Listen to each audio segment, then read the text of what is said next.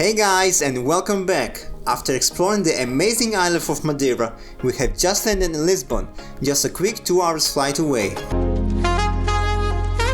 We have got only 2 days to explore Lisbon and its surrounding area before we travel south of Portugal to Algarve. I have done my research and I put together what I think is the best 2 days itinerary. Here's the twist. We are actually skipping some of the famous spots in Lisbon, including the castle of St. George and the Commerce Square. They are beautiful but also crowded and time consuming, and I would rather show you some experiences that feel a bit more unique. Our first stop in Lisbon is the Belem Tower, one of the most iconic landmarks in Lisbon. Unfortunately, for October 2025, it's closed for restoration. Built in the early 15th century, it guarded the harbor and became Lisbon's symbolic getaway. It's more than just a fortress. Belem Tower is a symbol of adventure, exploration, and the Portugal's golden age. Oh, and at some point it's even served as a prison. Across the street from the Belem Tower is another famous landmark, is the Jeronimos Monastery. It was built to celebrate the Portugal's Age of Discoveries, and it stands on the very same spot where Vasco da Gama and his crew prayed before sailing to India. Today, his tomb is here, and it is one of the monastery's highlights. It's lunchtime, and our next stop is perfect for this, Alex Factory. This 19th century industrial complex once housed textile factories, but today it's been transformed into one of Lisbon's trendiest creative hubs. You will find restaurants, bars, shops and art spaces, all set under the shadow of the iconic 25 de Abril bridge. Inside Alex Factory, there is a bookstore often called one of the most beautiful in the world. It's more than just books. You will find new and second-hand titles in different languages, plus a library, art gallery, record shop and even a coffee shop, all spread across 4 floors. The next one is not exactly an attraction, but there's still something that's worth visiting. We talked about the 25 de Abril bridge that inspired by the bridge in San Francisco, and the name comes from the date of the revolution in 1974.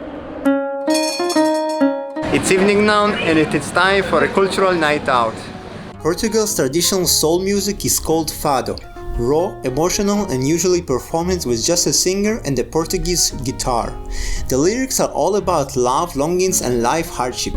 Fado began in Lisbon, Alfama and Bairro Alto districts, and those neighborhoods are still the best places to experience it today.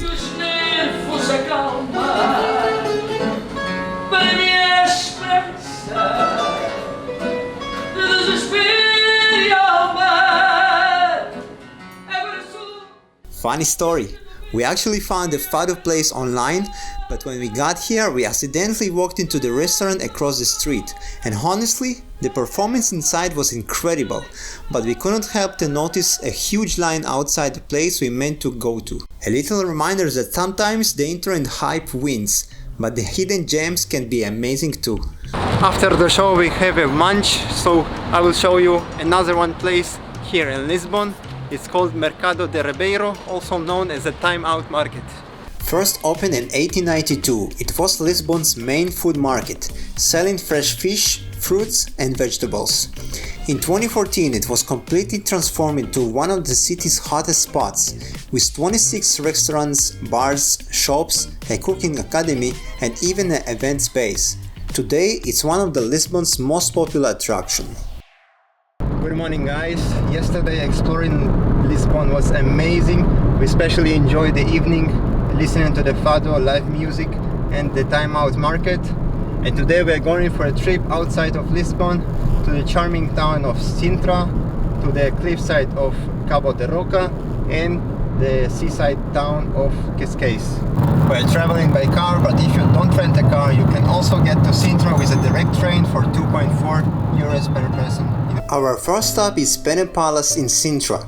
If you are coming by car, the closest parking is about 20 minutes uphill walk. You can also take a tuk-tuk or hop on a bus that drops you right at the entrance. And one important tip, buy your tickets in advance.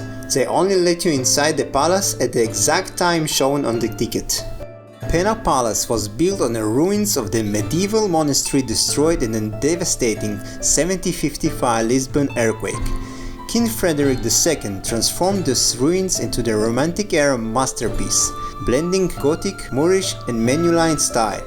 The result looks straight off a fairy tale and is now one of Portugal's most iconic landmarks.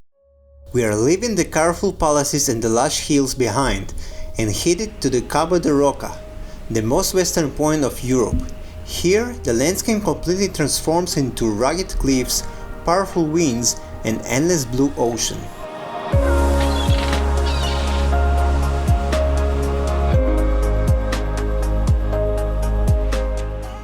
Before we are heading back to Lisbon, we got last one stop for today, is the charming seaside village of Cascais.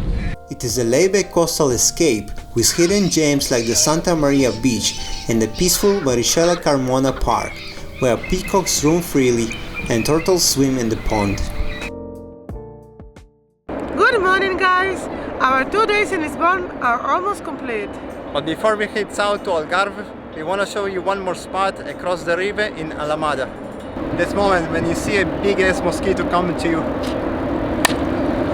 This is Sanctuary of the Christ the King, the towering statue of Jesus overlooking Lisbon. Inspired by the Rio de Janeiro Christ the Redeemer, it was built in 1959 as a monument of gratitude after Portugal was spared the direct destruction of World War II. You can also get to the top for 8 euros per person and enjoy the view, but some reviews suggest that it doesn't worth the money. Our Lisbon chapter is complete, and I can't wait to take you with me to explore one of Portugal's most stunning regions, the Algarve. If you like the video, please support the channel by liking and subscribing. That means a lot to me. Let me know in the comments what do you think about this itinerary, and I will see you in the next one.